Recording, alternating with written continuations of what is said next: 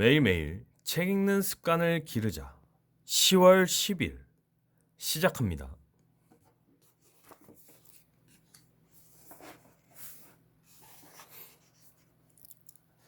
이 불확실한 시대의 시나리오가 빛난다. 리부트, 위기로 멈춘 나를 다시 일으켜 세우는 법. 구글이 꼽은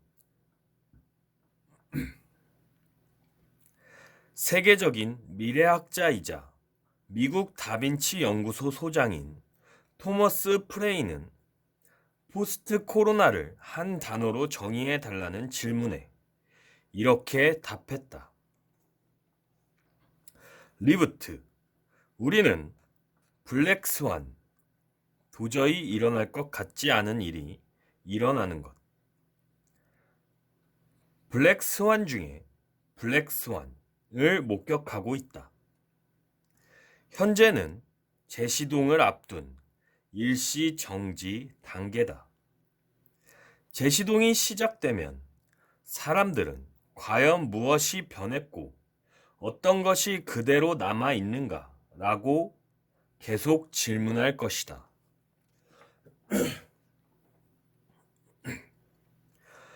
토머스 프레이가 사용한 리부트라는 개념은 흔히 컴퓨터 제시동을 떠올리게 하지만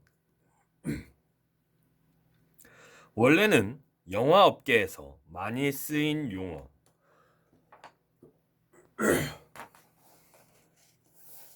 용어다. 영화 용어로서 리부트란 어떤 시리즈 작품에서 그 연속성을 버리고 작품의 주요 골격이나 등장인물만 차용하여 새로운 시리즈로 다시 시작하는 것을 말한다. 배트맨 시리즈를 떠올리면 이해가 쉽다. 영화 배트맨 시리즈가 4편까지 제작되며 이야기가 정체되자 2005년 크리스토퍼 놀란 감독은 등장인물과 골격은 유지한 채 새로운 이야기를 전개하는 방식으로 영화 배트맨 비긴즈를 선보였고, 이렇게 리부트된 배트맨 시리즈는 다크나이트 라이즈로 이어질 수 있었다. 이렇게 리부트란 등장인물과 골격만 남기고 시리즈를 새로운 이야기로 다시 써서 활기를 불어넣는다는 뜻이다. 배트맨의 리부트가 시리즈에 에너지를 불어넣어 기존 팬을 확보한 것은 물론 더 많은 관객을 끌어들이는 활로가 된 것처럼 말이다. 이처럼 영화에서는 리부트된 작품들이 많다. 007 시리즈는 007 카지노 로얄로 리부트되었고, 스타트렉 시리즈는 스타트렉 더 비기닝으로, 엑스맨 시리즈는 엑스맨 퍼스트 클래스로, 스파이더맨 시리즈는 어메이징 스파이더맨으로 리부트되어 주인공과 시리즈를 되살릴 뿐 아니라 관객들을 다시 스크린 앞으로 불러 모았다. 바이러스라는 위기로 멈춘 나를 다시 일으켜 세우는 것. 바로 그것이 우리에겐 리부트가 아닐까. 인생도 영화 시나리오처럼 흘러간다.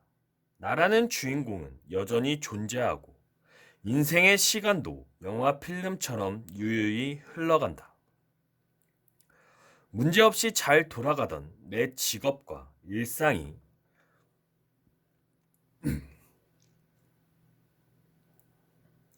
바이러스 때문에 멈춰버렸다.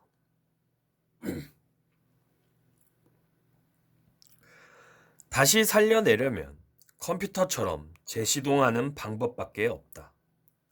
재시동을 위해 인생 시나리오를 다시 써야 한다. 많은 석학들은 코로나 이후를 모든 것이 멈추고 모든 것이 달라지는 대전환이라고 정의한다. 작은 변화로는 대전환의 시대를 따라잡을 수 없다. 배트맨이 배트맨 비긴즈로 리부트했듯이 우리도 기존의 것을 다 내려놓고 리부트하는 방법밖엔 없다. 지금 내가 할 수 있는 최선은 리부트, 모든 것을 껐다가 다시 켜는 것뿐이다. 불행인지 다행인지 코로나 때문에 자동으로 일시 정지된 상태였던 우리에게 남은 것은 다시 시동을 켜는 것뿐이다. 인생의 재시동에는 조건이 있다. 나라는 등장인물은 같지만 새로운 이야기를 시나리오로 만들어야 한다. 나는 내가 가진 것 중 최소한의 기본값, 강사라는 내 직업만 남기고 나머지 내가 고집해온 강의 스타일이나 노하우, 플랫폼 등은 모두 바꿔야만 했다. 그 방법들을 모아놓은 나만의 시나리오가 바로 코로나 이후에 나를 살리고 있다.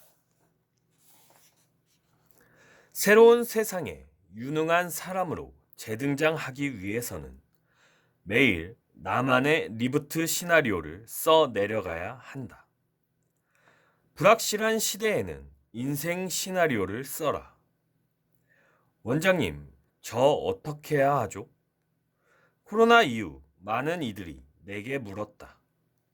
개업한 지 일주일 만에 코로나가 터져서 첫 월세는커녕 은행에서 대출받아 치른 인테리어 비용, 이자도 감당하지 못하는 자영업자. 2주간 재택근무를 하던 와중에 문자 메시지로 해고 통보를 받은 싱글맘. 영국 런던에서 집 한 채를 빌려 에어비앤비 숙박업을 하고 있었는데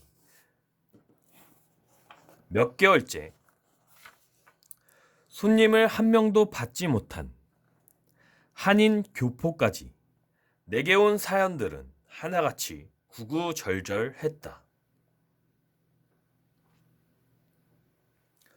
누가 과연 이런 상황을 예측할 수 있었을까?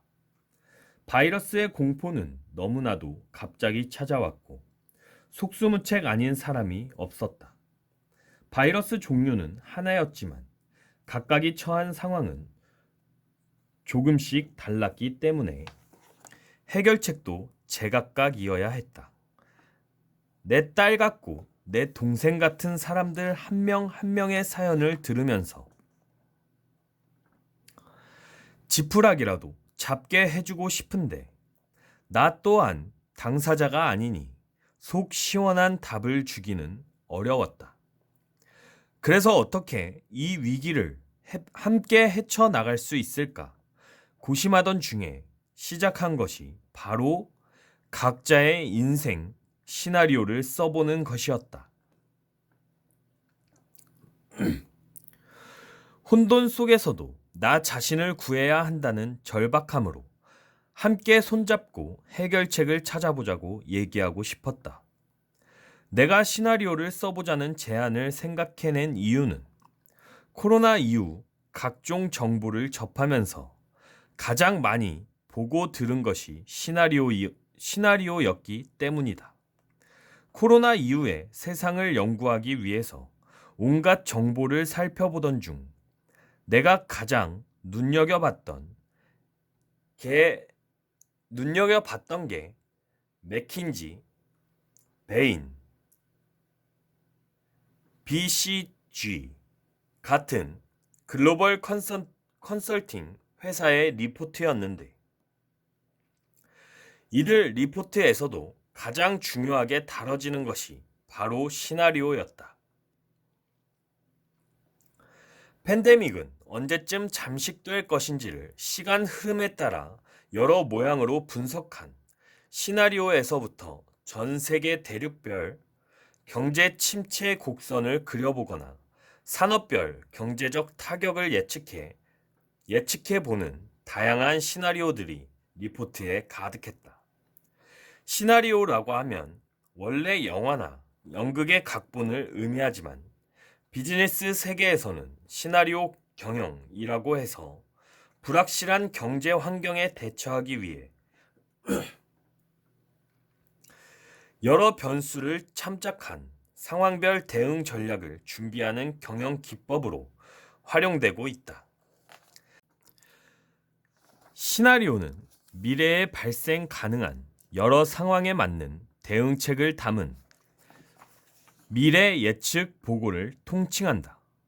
그렇다면 시나리오는 국가나 산업, 기업처럼 큰 경제 단위에만 필요한 것일까? 코로나로 인해 불확실성이 높아진 것은 국가나 기업뿐만이 아니다. 경기 침체로 인해 우리 같은 개인들에게는 고용과 생계 불안이 끊임없이 가중되고 있고, 사회적 거리두기로 가게 문을 닫은 자영업자들이 적지 않다. 내가 만나본 중소상공인들 가운데 코로나 특수를 맞았다는 이는 드물었다. 기업이 어려워지면 가정 경제가 휘청거리는 게 순서다. 게다가 불확실성은 더욱 커지고 있다. 오늘 확진자가 한 자릿수였다고 해서 내일 수십 명이 확진되지 말라는 보장이 없다. 코로나로 인한 경제적 타격이 심해질지 줄어들지, 언제까지 지속될지, 언제부터 반등할지 아무도 알지 못한다. 만일 불확실한 미래에 대응하기 위해 시나리오가 필요하다면 어쩌면 시나리오는 국가나 기업이 아니라 개인에게 더 필요한지도 모른다. 오늘은 여기까지 읽도록 하겠습니다. To be continued.